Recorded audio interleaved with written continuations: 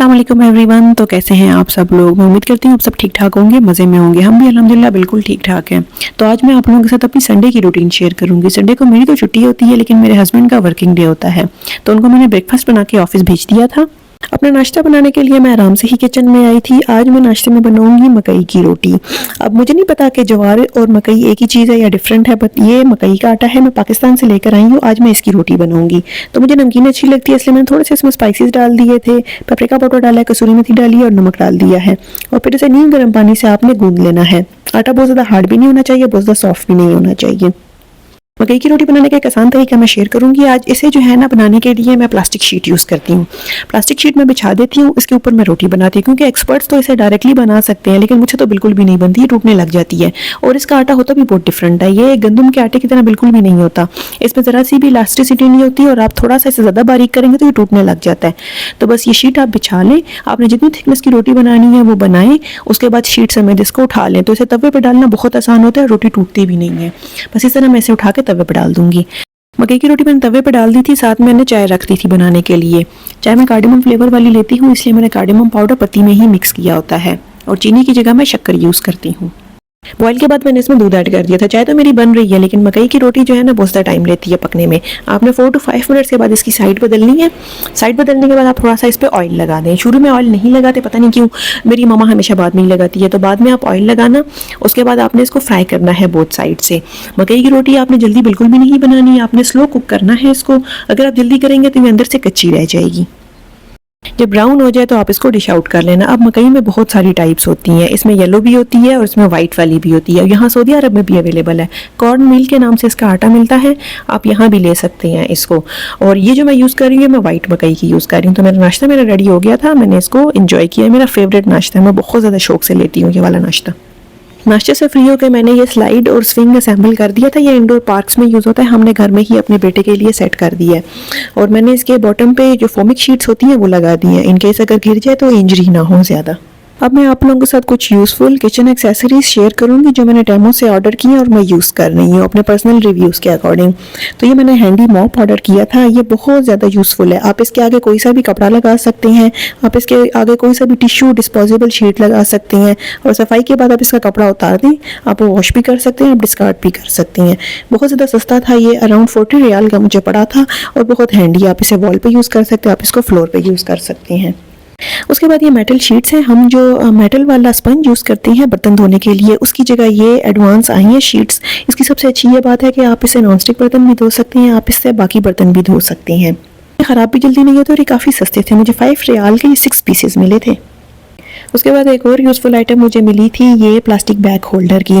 Grocery के बाद जितने भी एक्स्ट्रा प्लास्टिक बैग्स होते हैं आप इसमें डाल के रख दें, तो ज़रा भी मैसी नहीं लगता किचन, और आप इजीली यूज़ कर सकते हैं।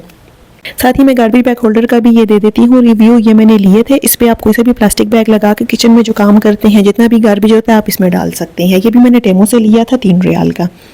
अब ये मेरे पास है सिंक स्ट्रेनर। आप इसे सिंक में लगा दें, और जितना भी उसमें गंद वगैरह जमा होता है आप बस उसे निकाल के एक बटन प्रेस करेंगे, सारा गंद आप इसे डिस्कार्ड करें और दोबारा क्लोज करके आप इसे लगा दें। ये भी काफ़ी यूज़फुल था और बहुत सस्ता था, 4 रियाल का पड़ा था।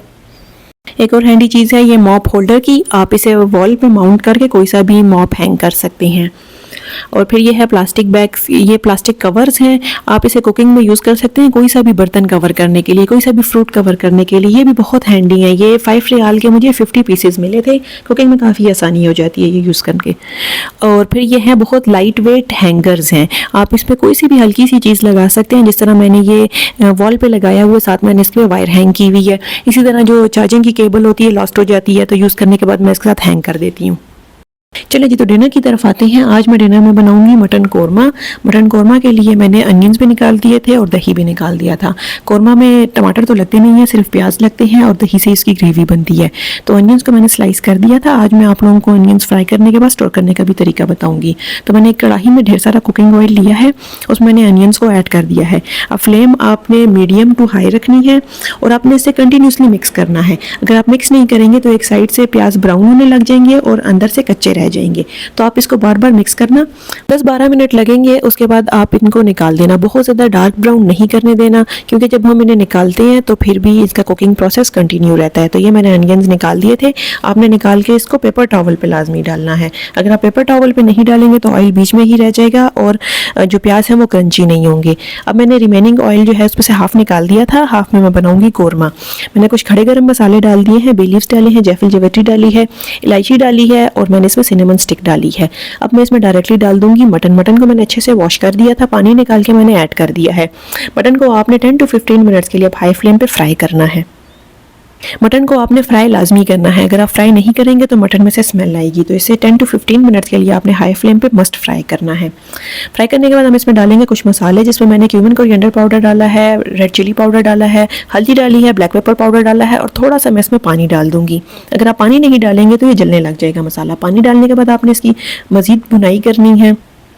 मैंने इसमें कोरमा मसाला भी डाला था, शान का 2 टेबलस्पून, अच्छे फ्लेवर और टेस्ट के लिए। अब मैं इसमें डाल दूंगी जिंजर गार्लिक का पेस्ट। जिंजर गार्लिक का पेस्ट डालने के बाद आपने इसे मजीद 5 मिनट्स के लिए कुक करना है हाई फ्लेम पे। अब हम इसमें डाल देंगे पानी। पानी मैंने 1 कप डाला है, तकरीबन 700 ग्राम्स मटन के लिए। अब आपने इसे कवर करके लो फ्लेम पे कुक करना है। तो अब आते हैं अनियंस की तरफ। अनियंस जब फुली ठंडे हो जाएंगे तो ये बहुत ज़्यादा क्रंची हो गए थे, बहुत ज़्यादा इसमें से आवाज़ें भी आ रही थी। आप इसको जिप लॉक बैग में डाल के स्टोर करके रख सकते हैं। अब 1-2 मंथ्स के अंदर अंदर आप इसको यूज़ करें। मीनवाइल जो गार्निशिंग की चीज़ें थी वो मैंने रेडी करके रखती थी। मेरे हस्बैंड आके थे ऑफिस से, तो उनके लिए मैं टी प्रिपेयर कर रही हूँ। टी में आज मैं उनको करली फ्राइज़ दूंगी और चिकन बाइट्स दूंगी। तो दोनों को मैंने एयर फ्रायर में डाल दिया था।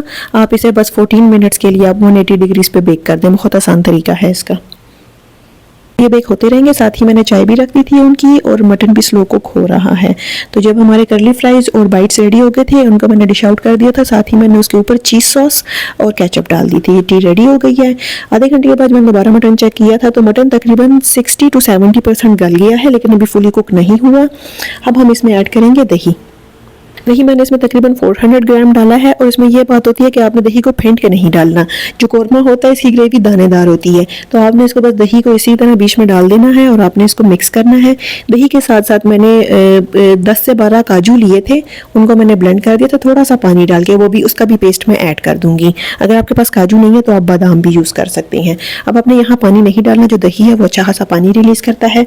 कवर करके अब 1 घंटे के लिए मैं इसे फर्दर स्लो कुक करूँगी। 1 घंटे के बाद मैं दोबारा किचन में आई थी। इस पॉइंट पे मटन फुली गल गया था और ग्रेवी की आप कंसिस्टेंसी एडजस्ट कर लेना। अब हम इसमें ऐड करेंगे अनियंस। अनियन जो हमने फ्राई किए थे ना, वो आप उसे दरदरा कूट के या उसे ब्लेंडर में एक दफ़ा ब्लेंड करके, बहुत ज़्यादा पेस्ट नहीं बनाना, आपने उसे मोटा मोटा ही रखना है, आप ऐड कर देना। आप चाहें तो हाथों की मदद से भी क्रश करके ऐड कर सकती हैं। अब मैं इसमें ऐड कर दूंगी गार्निशिंग के लिए थोड़ी से फ्रेश चिलीज ऐड कर दूंगी और कोरिएंडर लीव्स ऐड कर दूंगी। तो डिनर मेरा रेडी हो गया था। आज मैंने डिनर में घर में रोटी नहीं बनाई थी, हम बाहर से ही लेकर आए थे। यहाँ मिलते हैं अफगानी नान, बहुत बड़े होते हैं और ये सिर्फ 1 रियाल का मिलता है। इतना बड़ा होता है कि मैं और मेरा हस्बैंड हम मिलके भी इसे ख़त्म नहीं कर सकते। तो रोटी मैंने निकाल दी थी, साथ ही मैंने सैलेड कट कर दिया था। मैं हर खाने में सैलेड ज़रूर ऐड करती हूँ। सैलेड के साथ मैंने ये अरेबिक पिकल डाला है। वैसे मैं घर में भी ये अरेबिक पिकल बनाती हूँ, लेकिन हम हर वीक बाहर से भी नया नया ट्राई करते हैं। तो ये हम लेकर आए थे गार्लिक पिकल, बहुत ही टेस्टी होता है और बहुत ज़्यादा हेल्दी भी होता है। इसमें ऑलिव ऑयल होता है और ये सिरके में बनता है। और एंड में मैंने मटन कोरमा डिश आउट कर लिया था। तो ये रहा मेरा व्लॉग, इसी के साथ मैं एंड करती हूँ। आई होप आप लोगों को पसंद आया होगा। जो मैंने रेसिपीज शेयर की है ये आप ज़रूर ट्राई करना और फीडबैक भी मेंशन करना, मुझे बहुत अच्छा लगेगा कमेंट्स पढ़ के। तो मिलते हैं अगले व्लॉग में, तब तक के लिए अपना ख्याल रखना, मुझे दुआओं में याद रखना। अल्लाह हाफिज़।